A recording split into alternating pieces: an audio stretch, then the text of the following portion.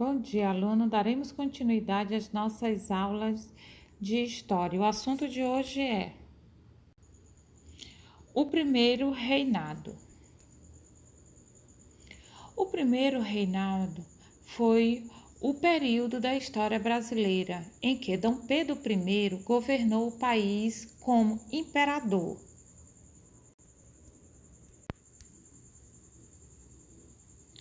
Foi uma época de decisões políticas e de consolidação do Brasil independente.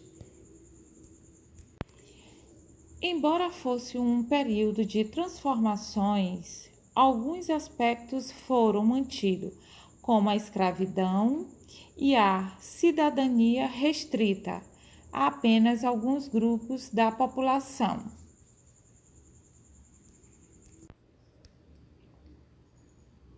O Brasil Império.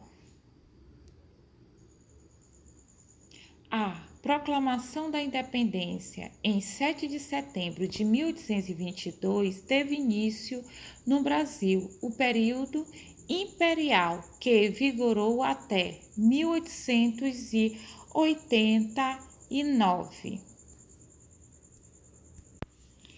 Esse período pode ser subdividido em três partes, de acordo com o critério de organização política que predominava nele. Aí nós temos aí o primeiro período, que vai de 1822 a 1831. Foi conhecido como o primeiro reinado. A época em que o Brasil foi governado por Dom Pedro I. O período foi marcado por políticas autoritárias e pela insatisfação da população com o império. No segundo período, foi de 1831 a 1840, conhecido como período regencial. Com a saída de Dom Pedro I do governo, o país passou a ser governado por regentes. Esse período foi marcado por diversas revoltas internas nas províncias, além de instabilidade política. E o terceiro período, que foi de 1840 a 1889, conhecido como Segundo Reinado. Período em que o Brasil foi governado por Dom Pedro II, passando por uma maior estabilidade política. Essa época foi marcada por algumas modernizações e pela abolição da escravidão. Então, tá aí os três períodos. Primeiro reinado, período regencial e segundo reinado. A sociedade brasileira no pós-independência. Os Estados Unidos foram o primeiro país a reconhecer a independência do Brasil em 1824. O governo estadunidense defendia que a América deveria ser governada com autonomia em relação aos países europeus, a fim de que os Estados Unidos pudessem ampliar os seus interesses econômicos e comerciais nos recém-criados estados americanos. Portugal, entretanto, só reconheceu a independência brasileira em 1825, com a mediação dos ingleses, por meio da assinatura do Tratado de Paz e Aliança. Esse acordo estipulava que o Brasil deveria pagar uma indenização aos portugueses de 2 milhões de libras esterlinas. Para conseguir cumprir esse acordo, Dom Pedro I recorreu a um empréstimo junto aos ingleses, dando impulso ao aumento da dívida externa local. No início do período imperial, a população brasileira era formada por cerca de 4 milhões de habitantes, 30% deles pessoas escravizadas. O restante era composto por pequenos grupos da elite agrária e urbana e por uma maioria pertencente às classes mais pobres. Esse último grupo era constituído por ex-escravizados, pequenos comerciantes, artesãos, entre outros indivíduos. Nessa imagem, dá para perceber diversos grupos que formavam a sociedade no período pós-independência. A Constituição de 1824.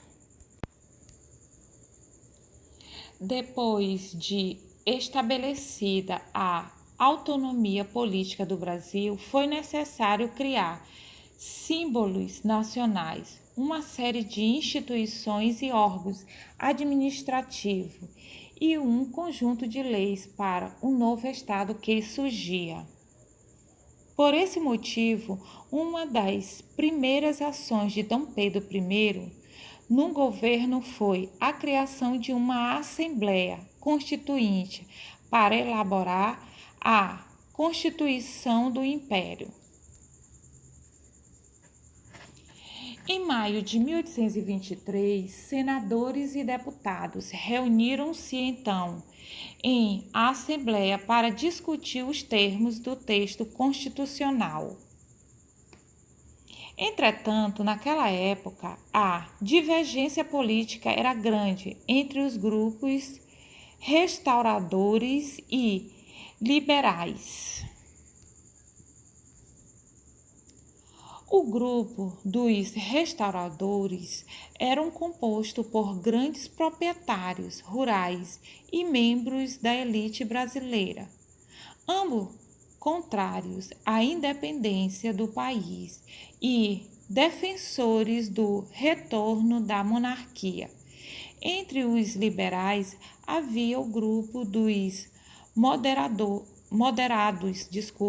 e o grupo dos exaltados. Os primeiros eram formados principalmente pela elite agrária, que defendia uma monarquia constitucional e a manutenção de seus interesses políticos. Já o grupo dos exaltados compunhavam-se por quem defendia o republicanismo ao uma monarquia federativa e eram representados pela classe pela classe média urbana e por alguns proprietários de terra, cujos interesses comuns eram uma maior autonomia política das províncias.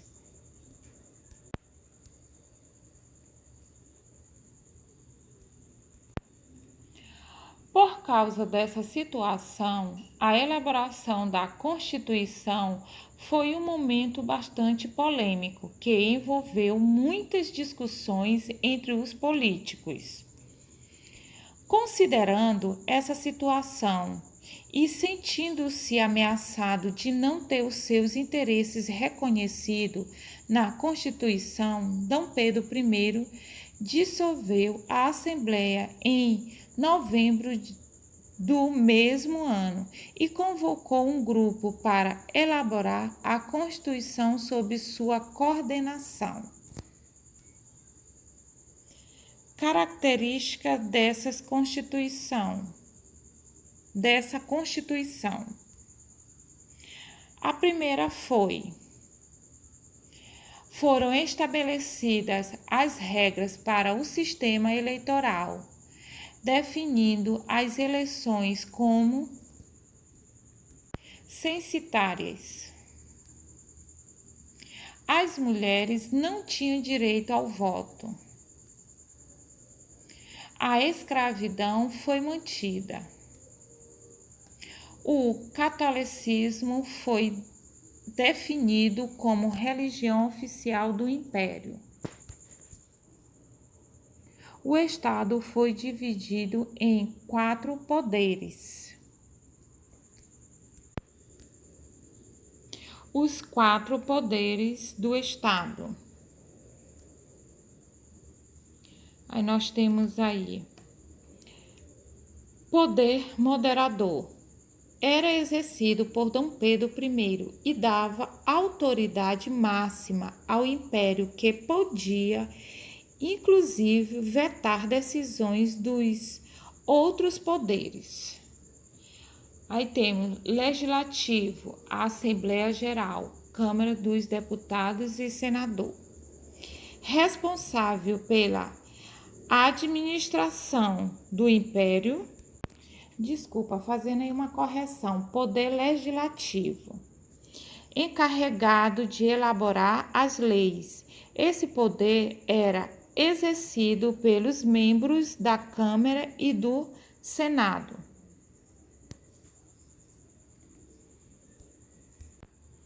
Executivo, imperador, ministros.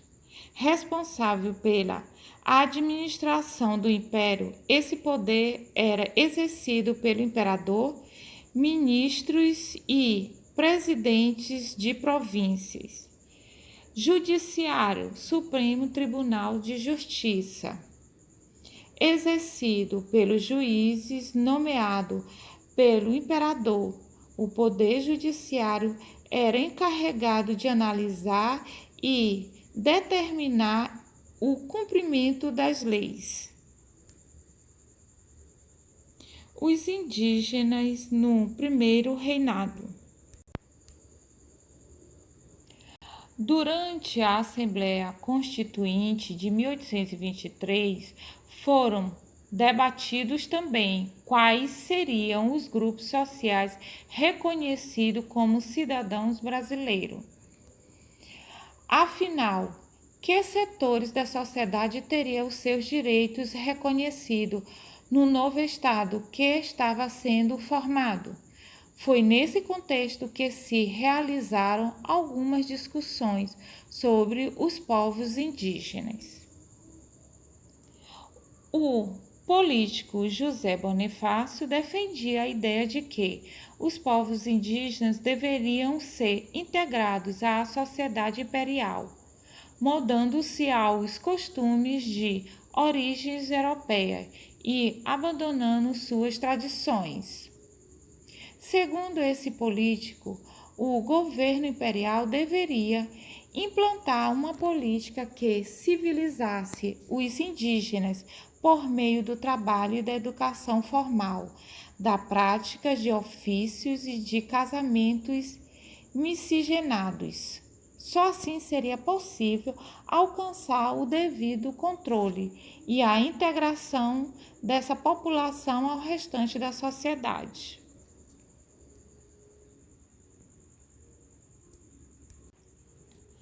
Outros grupos políticos defendiam que o processo de controle deveria ser mais agressivo, sendo necessário, por exemplo, o uso da violência no processo de estabelecimento dos padrões civilizatórios ocidentais aos indígenas. Embora discutidas, essas propostas não fizeram parte da nova Constituição, aprovada por Dom Pedro I em 1824. O documento segue citado aos povos indígenas, desconsiderando sua situação como cidadãos de direito. A escravidão no primeiro reinado. O primeiro reinado foi um período de reorganização política do país. Outro assunto levando nas discussões sobre a formação de um novo de uma nova Constituição para o Brasil foi a respeito da manutenção ou não do regime escravista. Nesse contexto, José Bonifácio apresentou aos políticos um projeto de abolição gradual da escravidão. Seu projeto, porém, sofreu forte oposição dos setores agrários, ligados aos proprietários de terra, que defendiam do regime de mão de obra escravo para manter os seus lucros.